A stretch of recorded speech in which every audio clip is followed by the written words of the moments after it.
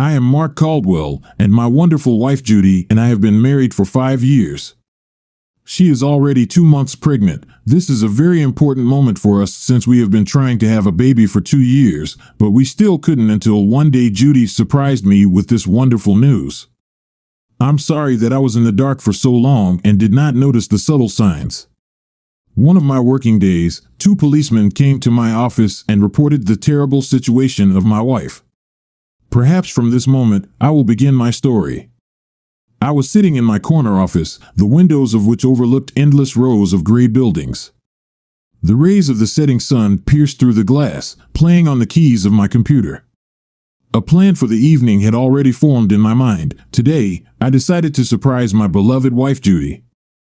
She deserved it, especially considering how challenging the last few months of her pregnancy had been for both of us. We were eagerly awaiting our baby, planning each day as if he were already with us. My reflections were interrupted by a colleague's voice penetrating through the half-open door. "You've got visitors, guys in uniform," he shouted, his voice tinged with curiosity. My hand involuntarily froze above the keyboard. The police were here for me. Rising from my desk, I headed towards the door and saw 2 policemen standing calmly, waiting for me to approach. One of them, who seemed older and more experienced, had a soft yet penetrating gaze. "Sir, we need to talk to you. Can you spare us a few minutes?" His tone was polite, but I sensed a note of seriousness. "Of course, come in," I replied, making way for them into my office. Having seated them and taken a seat opposite, I awaited further words. "We've come to you with unfortunate news. Your wife Judy has been hospitalized. She is in critical condition," the elder one started without preamble. The world around me froze. What? How could this happen? "She was at home on maternity leave," my words burst out involuntarily. I couldn't understand how my wife, whom I had left in the morning happy and healthy, suddenly ended up in the hospital. "Don't worry, she was taken to the hospital by a man named Campos." "Do you know him?" the policeman continued. The name meant nothing to me. Who was he, and what was he doing with my wife? "No, I don't know him," my response was brief. My thoughts were jumbled, and I tried to gather them together to understand what was happening. Could he be a brother or a distant relative? "We just need to understand whether this was an accident or intentional harm," one of them said. "How could I ever harm my wife, especially considering we are expecting a child?" "I swear," I responded, and the policeman offered to take me to the hospital to find out the examination results. I agreed without hesitation. Rising from my desk, I took my belongings. One question spun in my head: what is even happening? As soon as we arrived, I literally burst out of the car and ran to the main entrance, barely listening to the police officer's instructions to follow them inside the hospital. The smell of antiseptic and medicine immediately hit my nose, causing me to hold my breath for a moment. We approached the reception where the police officers introduced themselves and requested information about Judy's condition. The woman behind the counter, with visible sympathy in her eyes, picked up the phone to contact the department. The minutes of waiting stretched endlessly. Finally, one of the officers placed a hand on my shoulder as if trying to offer support. "Your wife is in critical but stable condition. We can talk to the doctor for more details." Regarding Mr. Campos, he happened to be nearby at the right moment and was able to get your wife here. "So far, we see nothing criminal in his actions," the senior officer said slowly, choosing his words carefully. "How did this happen? Why was he nearby?" My voice trembled as I asked these questions, unable to hide my agitation. "For now, we are gathering information. Your wife is not in a condition to give a statement, and we hope you can help us understand everything once she recovers," the officer replied, his eyes full of sympathy. At that moment, a middle-aged doctor in a white coat approached me, his face calm but his eyes showing fatigue. "Are you Mrs. Judy's husband?" "My name is Dr. Simmons." "Let's go to a room for a discussion. I'll tell you everything we know." We walked into a small room with a couple of chairs and a table. Sitting opposite the doctor, I noticed his look full of professional compassion. "Your wife was brought here with severe bleeding. We did everything possible to stabilize her condition. Unfortunately, she lost the baby. She is currently under observation in the intensive care unit. We tried our best, he said. But how? Why did this happen? I asked. We assume it's because of stress, he said. Stress? I thought to myself, not believing this explanation. I completely didn't understand what was happening. Can I see her? I asked, barely holding back my emotions. My eyes must have been full of despair because Dr. Simmons looked at me with even greater sympathy. Unfortunately, it's not possible right now. Her condition is stable, but we want to minimize any stress. You'll be able to see her as soon as she recovers a bit. His words were gentle but firm. I nodded, unable to utter a word. Emotions raged inside me, from grief and despair to anger at myself for not being there when it happened. It was hard for me to accept the thought that my future child had gone without ever coming into this world. I absolutely couldn't believe that this had happened to me. Returning home that evening enveloped me in gloomy silence. I decided to clean, trying to distract myself from oppressive thoughts. Approaching the trash can to take out the accumulated garbage of the day, I noticed something sticking out. It was something insignificant, but my intuition told me to pay attention. It was a packet of pills. I didn't know what the pills were for, so I decided to look it up on the internet. It turned out that these were pills for terminating a pregnancy with medication. My heart instantly froze. How? Why? We wanted this child so much. A tangle of doubts and suspicions began to form in my mind. Thoughts became disjointed and chaotic. I turned all the garbage over, hoping it was some misunderstanding, a mistake. But the evidence was there. Judy had taken pills to terminate the pregnancy. Despite our shared desire to have a child, the decision came spontaneously. I needed someone who could help me sort out this chaos. That same evening, I hired a private detective, explaining the situation to him and showing him the found clue. His reaction was restrained, but in his eyes, I saw a spark of interest. All right, I'll take care of it, but I'll need some time, he said, taking the package of pills. And I'll need to know everything you know about Mr. Campos. I shared with him all the information and went home.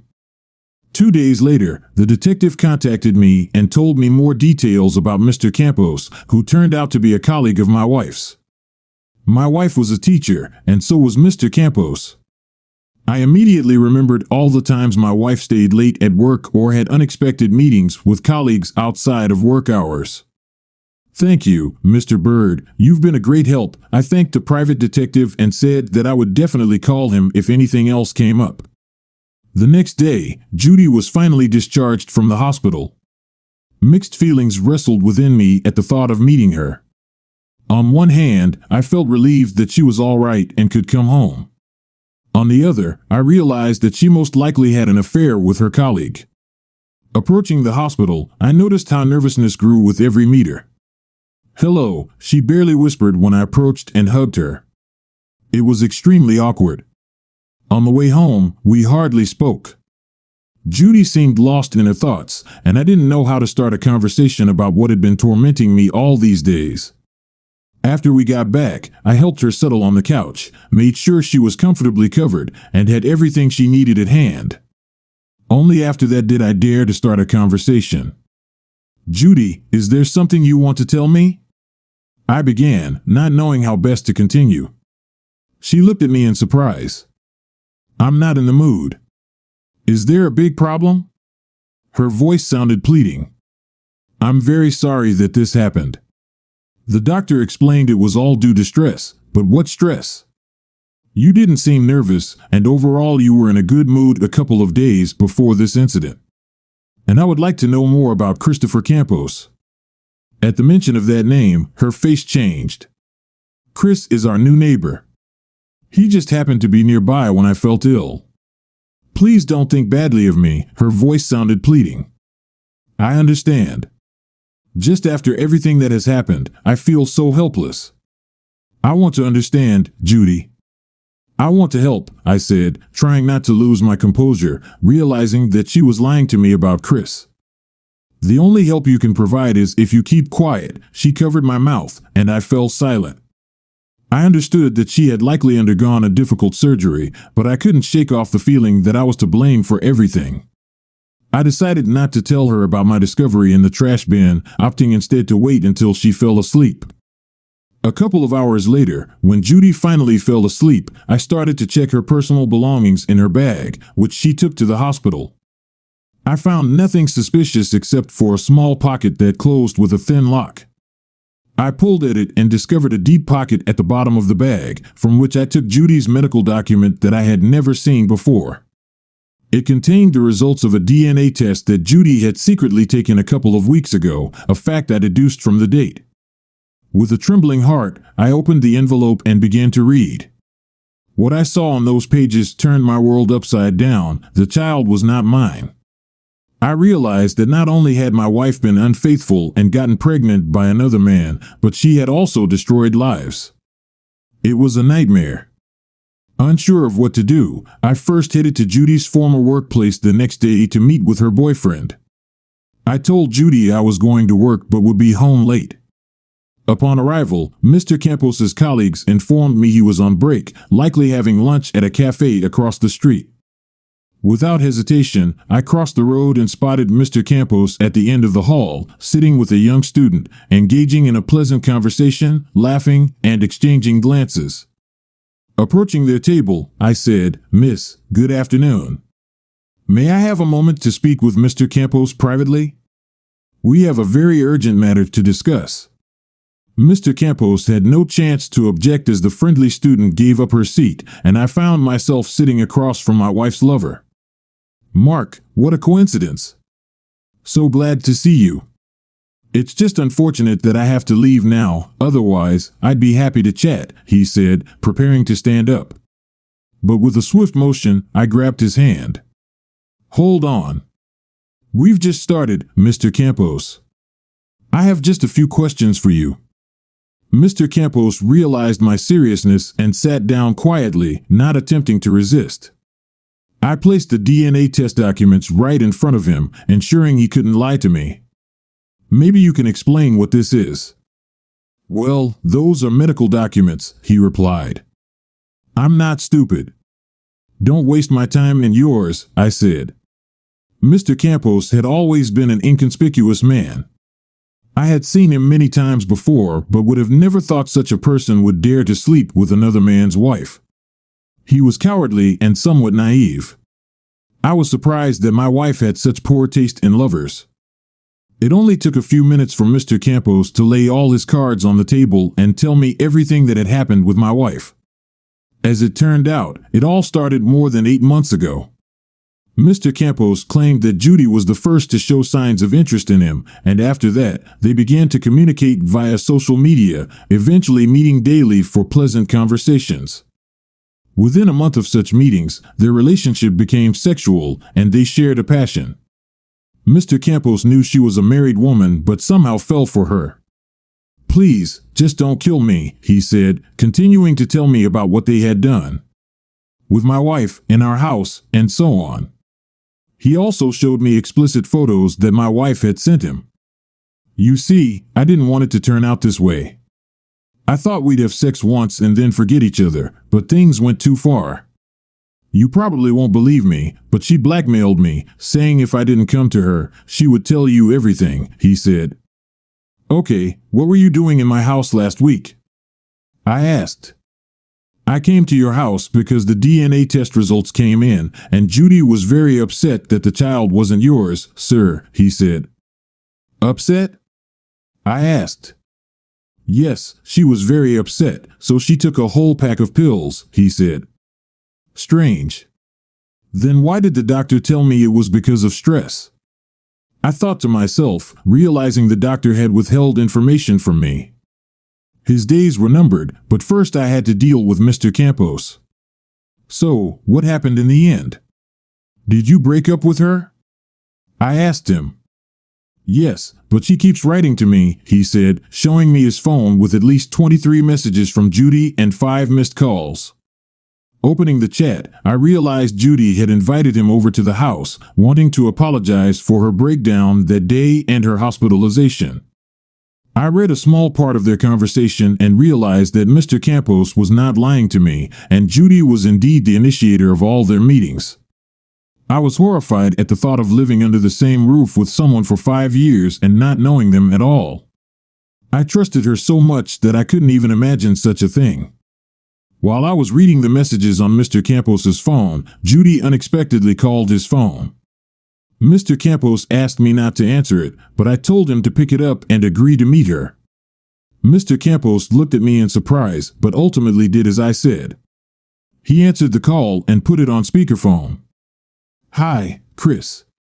Why are you ignoring me?" Judy said. "Hi, Judy. I was just busy with work," he replied nervously. "I don't care. My husband is at work today, and I'm prescribed a relaxing massage, but I have no one to do it, you know what I mean," she said. I sat there in complete shock. It was a real shock for me. "Yes, I'll be there in an hour," he said, and they ended the conversation. Mr. Campos looked at me with pleading eyes, as if asking for forgiveness. "Relax. We'll punish her, and she'll leave you alone," I reassured him. On the way to my house, Mr. Campos shared a funny story with me. He told me that Judy wouldn't let him meet other girls and was always jealous of him, which was another shock for me. When we arrived at my house, I told Mr. Campos that I would enter the house exactly in 15 minutes. My goal was to burst into the house and capture on my mobile phone's camera how my wife would be giving in to passion with another man. While Mr. Campos went to my house, I decided to call a divorce lawyer and described my situation to him. He informed me that he would prepare all the documents, and I could come and pick them up tomorrow. He also mentioned it would be better if my wife voluntarily signed these documents. I said I would try to achieve this. Time passed.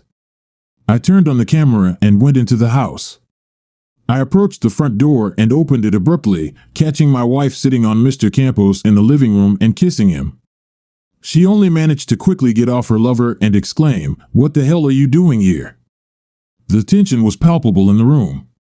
When I sat across from Judy and Mr. Campos at the opposite end of the couch, her gaze was filled with anxiety, and my heart pounded as if it wanted to burst out. "Judy, I know everything," I began, trying to keep my voice calm, but it trembled with accumulated emotions. She looked at me with a malicious gaze. "And that's all you have to say after everything you've seen and captured on camera? Don't you see that this man barged into our home and started harassing me? You should beat him up." She began to spout utter nonsense, and I realized she was slightly out of her mind. It was unpleasant to listen to her, but she was unaware that, following my lawyer's advice, I had also turned on the audio recording.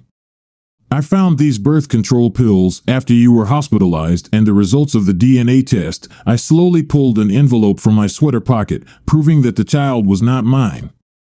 Her eyes widened in surprise and fear, looking at the envelope in my hands. "How can you explain this, Judy?" My voice sounded harsher than I expected. Mr. Campos sat next to us and was in shock. It was hard not to notice that he was shaking. She was silent for a few moments, as if trying to find the words. "What kind of forgery is this, Mark?" she began, her voice quivering. "Are you trying to frame me? Don't you believe that the child was yours?" I couldn't recognize my sweet, kind, and sincere wife Judy, who once meant everything to me, now drifting further and further away. "What about the DNA test, Judy? How do you explain that? Or do you want to say that the doctor's seal and signature are fake?" The words burst out of me, and each one felt like a stab. Judy's mood quickly changed. She froze, and tears began to roll down her cheeks. "I didn't want you to find out like this. I thought I could fix it, that we could be happy and have another child. Chris started harassing me, and I got pregnant from him. He wouldn't leave me alone, he was blackmailing me. And if you didn't understand that hole is sitting right in front of you, what the hell?" Mr. Campos exclaimed. "Shut up. If it weren't for you, everything would have been fine. Judy lunged at Chris, starting to scratch him with her nails. I quickly pulled her aside, trying to protect both of us. Stop lying. I know it was you who started harassing Chris and blackmailing him, I replied sternly. Judy stood in the middle of the room in just a robe, crying loudly, behaving extremely unnaturally, and it was evident she was not in her right mind. Should we call the police?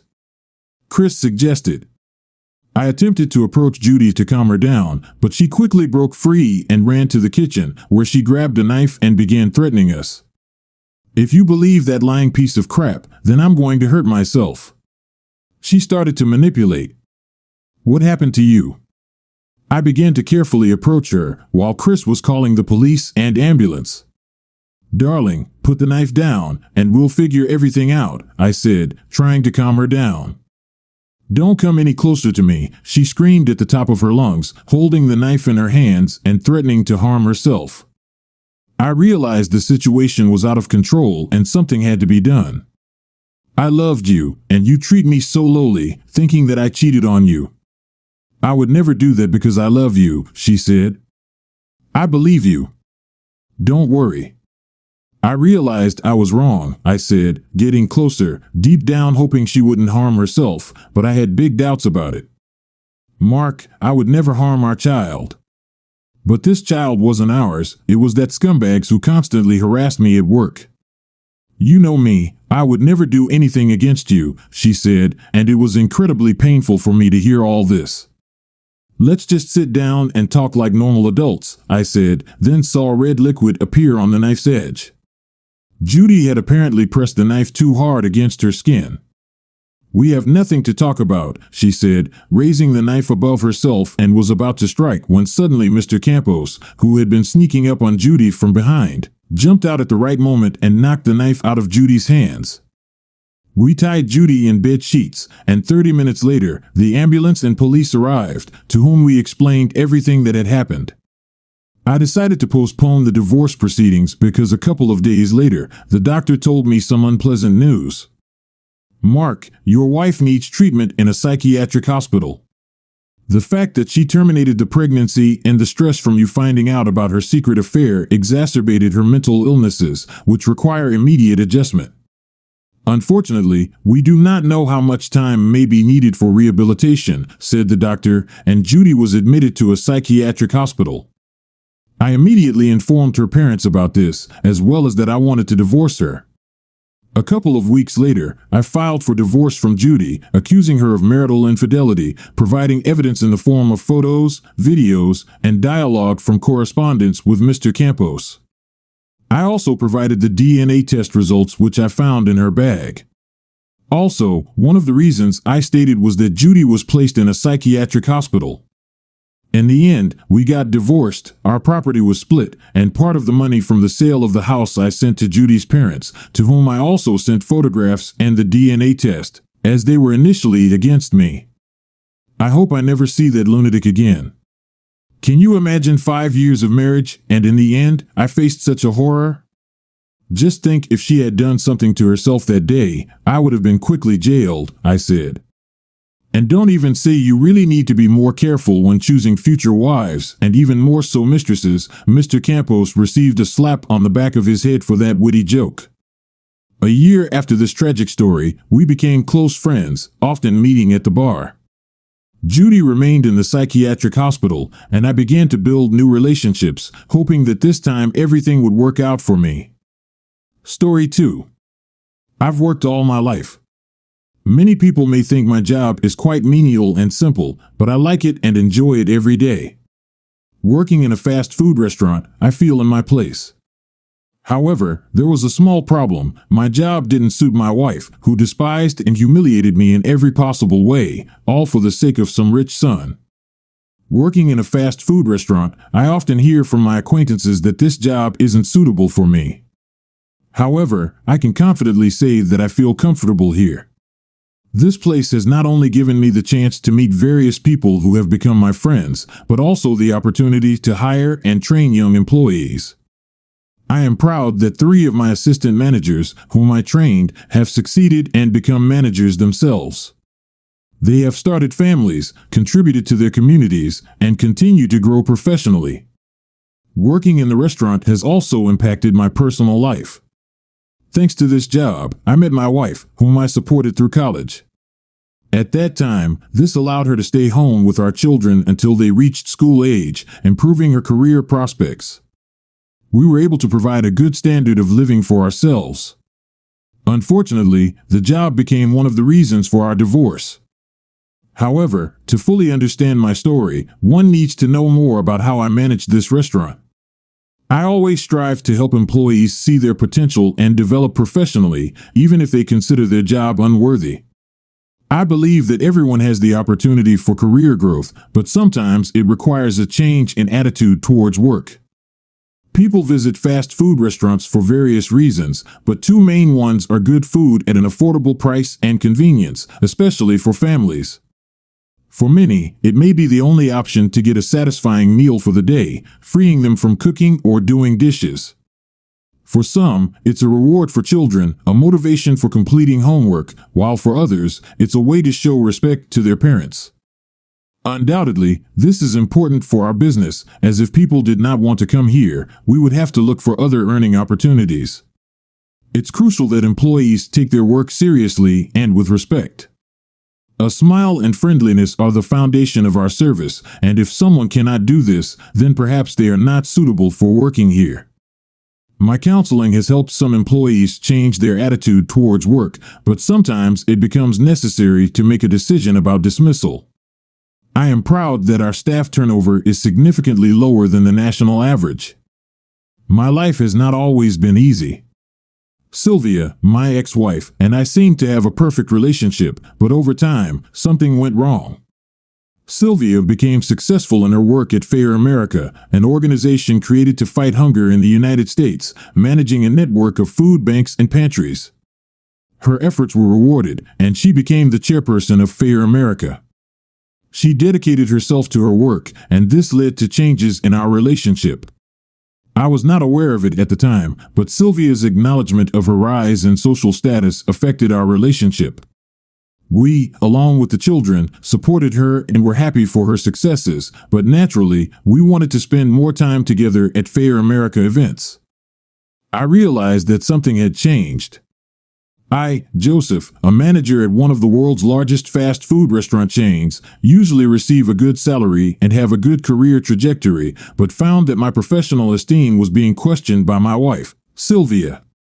My attractive wife, tall and slender, brightens everything around her with her voluptuous figure and smile. She skillfully accentuates her appearance, and her presence anywhere always attracts attention, as she likes to stand out from the crowd. I was proud of her and her successes at Fair America, but I discovered that when people asked me what I did and I answered that I worked at a fast food restaurant, the mood usually shifted, and Sylvia became angry. I believe she was embarrassed that her husband held such a position. We faced a tense situation after a dance dinner when Sylvia expressed her dissatisfaction with me introducing myself as a fast food restaurant manager to important people she worked with. She felt it damaged our collective status. I did not understand how significantly it affected her confidence and feelings. It became clear to me that our understanding of each other needed adjustment, and I was surprised to realize how much my profession could impact our relationship.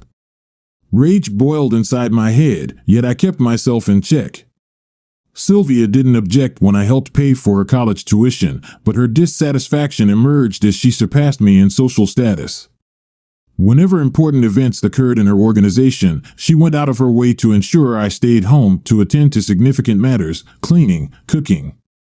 She always said since I worked at a fast food restaurant, I should handle the cooking, ironing, and other domestic duties she believed I should fulfill, while she felt entitled to frequent upscale venues dressed in stylish and revealing clothes. Of course, I had my own hobbies and pursuits outside of my restaurant job, such as writing my own book after several events at Fair America.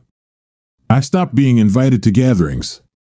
I noticed Sylvia coming home later and later, often smelling of alcohol.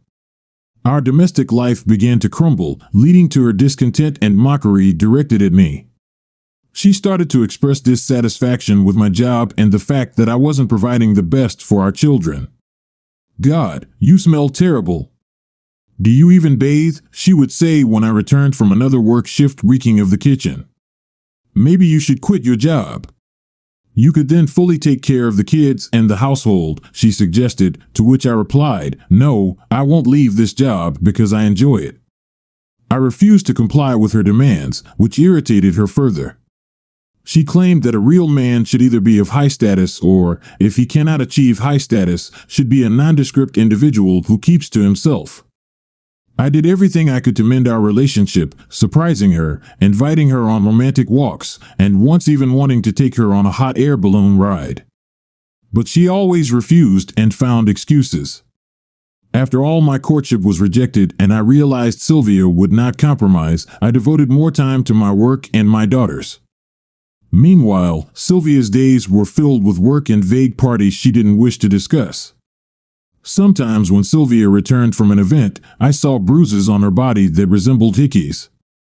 I immediately suspected she was cheating on me, but said nothing, thinking everything would come to light eventually. However, I gradually realized our marriage was in jeopardy.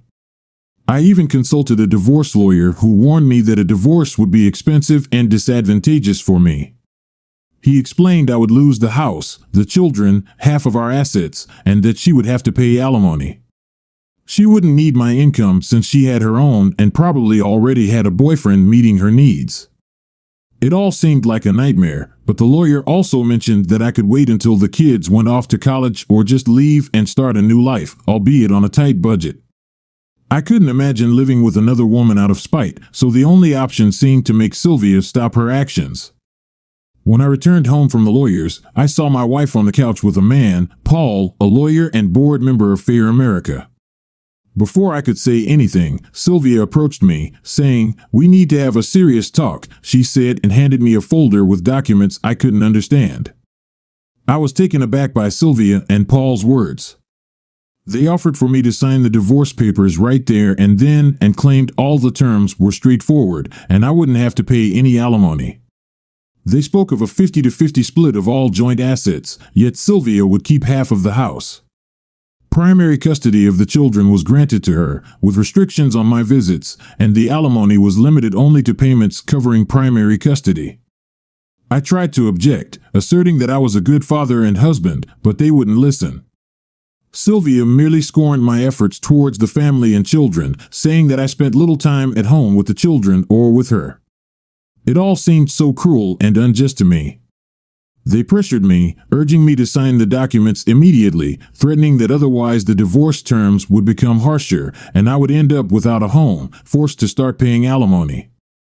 I tried to cling to the last remnants of hope that we could find some agreement, but all I received in return was a cold and indifferent refusal. Sylvia and Paul had already made their decision and were ready to move on. In the end, I realized I had no choice. I simply couldn't fight against them both. Sylvia turned to me with confidence and coldly announced that she had already taken half of our property and would be living in a house or apartment with the children, leaving me time to move out. Mentioned the possibility of moving into Paul's house, who, according to her, had invited them to live with him rent-free. I felt my confidence and strength draining away, realizing that the situation was slipping out of my control. Sitting in the armchair, I realized that I was to blame for this situation. I could not deny that I could have done something differently, but at the same time, I felt anger towards Sylvia for her decision to destroy our marriage. My heart was torn apart as my daughters came up to me, saying that they already knew everything and agreed with it. Their words hit me like a punch in the stomach. They told me that Sylvia and they were moving to Paul's, who promised them a better life with a swimming pool, a new car, and the opportunity to enroll in a prestigious academy. I felt hopeless and disappointed, but somewhere inside me, a spark of hope and self-respect still lived. Then, just when I thought I couldn't bear the blow any longer, something unexpected happened that changed my perspective on the situation. This event had an extraordinary impact on me and our life with Sylvia in ways I could never have imagined. After Sylvia left, I received a call from a friend and former colleague, Albert Fredericks, who told me to read the latest post on Sylvia's Facebook page. Although I didn't use social media, I understood that this message could be important. Sylvia was active on Facebook and couldn't resist the urge to share her thoughts about our divorce. Her post was addressed to everyone who knew her, especially colleagues and partners at Fair America. In her post, Sylvia expressed pride in the increased funding for Fair America and gratitude to everyone who supported her in this. However, she openly expressed her disappointment with me, especially in the context of my job as a manager at a fast food restaurant, publicly berating me. She emphasized that working in a fast food restaurant should be temporary, not permanent, for those who can achieve more. Sylvia reproached me for not showing initiative in my career to provide better for the family, which led her to decide on divorce. She announced her intention to file for divorce, stating it was the only way she could help those in need through Fair America. Her words, full of anger and accusations, pierced me like never before. She claimed that the divorce would not affect her ability to work at Fair America and even expressed confidence in her abilities. Her post stirred a lot of emotions in me, but it also awakened a fierce spark of determination to prove that I could achieve more despite all the difficulties. My wife, who had always supported me, for whom I had paid for education selflessly, whom I had always supported and valued, destroyed me as a man with just one social media post. To summarize the essence of the post, I am a pathetic loser, and she is a queen and businesswoman. I called Albert back, who was also upset by the situation, and he invited me to a meeting of other managers to discuss our response to Sylvia's comments. The meeting was scheduled for tomorrow evening at a hotel. As soon as I arrived, I saw that Albert had already gathered several other managers from different branches. Albert shared a copy of Sylvia's Facebook post that had caused such a stir. He expressed his disappointment and anger over her words, especially regarding my personal character and efforts. He was also outraged that Sylvia had spoken negatively about the restaurant, which could potentially harm its reputation. He proposed actions and planned to organize a boycott of Fair America and to raise funds directly for charity. The meeting was emotional. Many managers expressed their support for me and their dissatisfaction with how Fair America treats employees at our level. They decided to withdraw support from Fair America and direct their efforts towards those organizations they deemed important.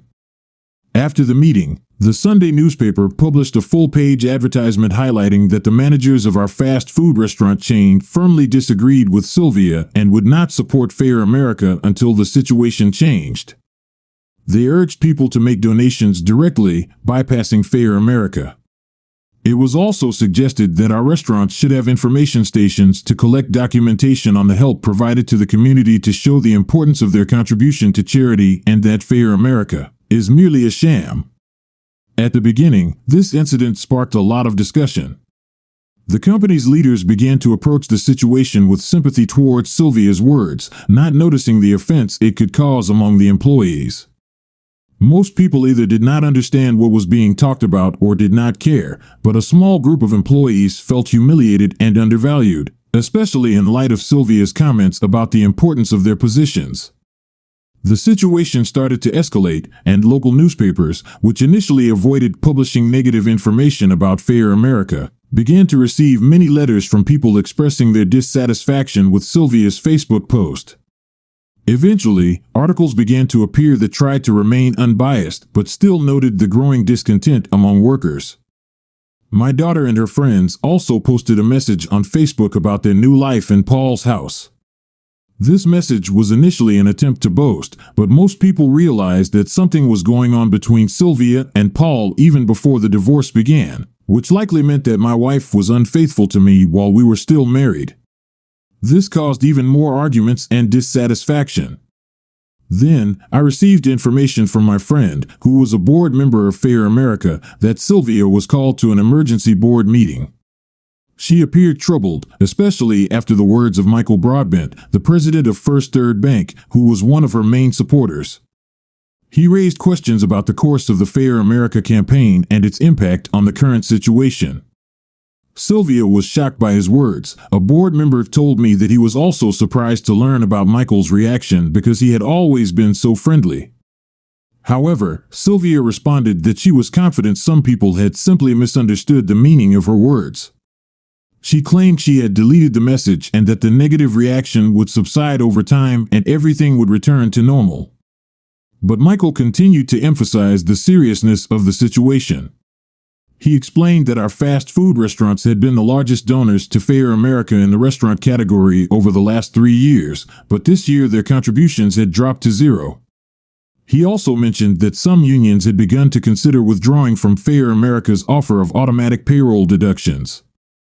Sylvia tried to convince Michael that the situation was not as critical as he described and that her husband had simply transferred some of the employees' feelings onto himself. However, Michael continued to cite a multitude of letters that involved not only employees but also their family members expressing their discontent. He also stressed that negative public perception could significantly impact the company's financial support. Then Sylvia asked what was in the box Michael had brought. He replied that it was her personal belongings because she was fired. But Sylvia reacted as expected. She said she couldn't be fired as she was the most successful chairperson in history. However, Homer Whitney, the company's lawyer, quickly interrupted her, informing her that according to her employment contract, she could be terminated for creating a negative public image, which includes social media. Homer was persistent and stated that they had every right to fire Sylvia. This was a shocking turn of events. My daughter told me about the scene she witnessed at Paul's house, where Sylvia poured herself a full glass of whiskey after being fired. I knew this was her way of coping with stress. My daughter shared that when Paul came home, he too was under the influence of alcohol and began to air his grievances. He said that now they were both unemployed and that they would have nothing but trouble because of me. The conversation was tense. I realized that Sylvia and Paul were both experiencing strong emotions, which only exacerbated the situation.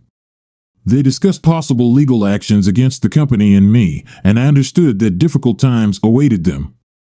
Sylvia and our daughters went to her parents' house, where Sylvia's parents began to yell at and condemn her. However, she asked to postpone the discussion until the morning when she could gather her thoughts. After a challenging day, Sylvia called me, and her voice was filled with accusations and bitterness. She blamed me for ruining her life. My reaction was predictable. I tried to justify my actions, talking about our divorce process and how she was the one who initiated the divorce. However, Sylvia insisted that the divorce process was still ongoing and I needed to get the documents at her parents' house.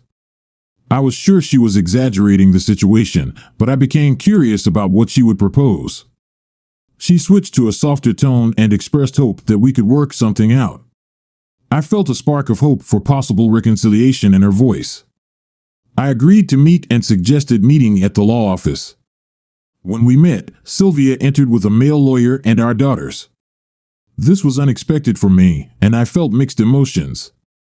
We started discussing business matters, but the sudden appearance of the children significantly affected the atmosphere in the room. My daughters, experiencing mixed feelings, showed a desire to hug me, but I understood that now was not the time for emotions. Sylvia and I had to resolve financial and personal matters. Sarah Burns, Sylvia's lawyer, showed her fierceness and determination, which caused some anxiety in me. I realized that this divorce process would not be easy, and we had serious work ahead to find a compromise and resolve all contentious issues. I had never seen her with a male client before, and it seemed odd. Sarah, Sylvia's lawyer, started the conversation by jokingly greeting me and expressing hope that the situation wouldn't spiral out of control. My emotions were mixed, but I tried to keep the conversation light.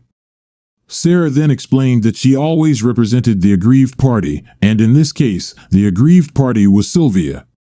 She mentioned that I was her ex-husband, and this seemed to play a role in our current situation. The negotiations began, and it was clear that Mrs. Campbell wanted to delay the divorce proceedings until after some consultations. She still believed in the possibility of reconciliation, while Mr. Campbell dismissed the idea, preferring to focus on work. Sylvia was visibly irritated by the proposed conditions and rejected the suggestion for consultations. She was convinced that her issues deserved more attention and was not willing to accept any compromises. Sarah suggested some options, including selling the house, dividing assets, and addressing alimony issues. This caused Sylvia's displeasure, and she vehemently expressed her dissatisfaction, rejecting all offers. We continued discussing the divorce terms, and Sylvia was ready to make decisions she believed were in her best interest. However, the atmosphere became increasingly tense, and a sudden call on my cell phone drew everyone's attention in the room. Sarah continued her argument by presenting evidence from the hotel's administrator and a maid confirming Paul and Sylvia's meetings at the hotel during our dispute. She pointed out the dates and provided copies of credit card receipts verifying their stay at the hotel. Sylvia denied it, but Sarah kept presenting her evidence. Afterwards, Sylvia suddenly changed her tone and expressed a desire to go home and correct her mistakes. She pleaded with me to give her and the girls another chance, promising to change and become better.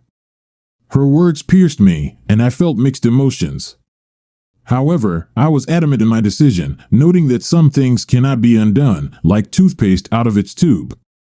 I emphasized that my decision to file for divorce was made not only because of past events, but also because of a career opportunity presented to me.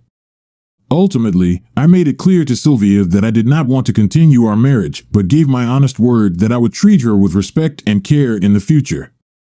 The situation became more tense when I told the girls that while I would continue to financially support them, they must realize they had renounced me and now had to take responsibility for their actions.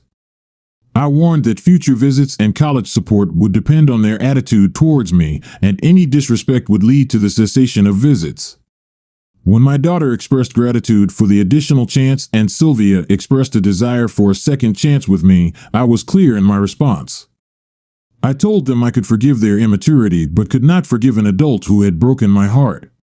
I stressed that marriage is based on love, trust, and respect, which I had been missing for the last few years. Then came the moment to sign the divorce papers. I silently accepted them from Sylvia, noting that she should have been proud to have been my wife regardless of my job. Sylvia, in turn, expressed regret and a wish to rectify the situation, promising to learn from it. I took and signed the divorce documents without hesitation, ready to start a new life without deceit. That's the end of the story.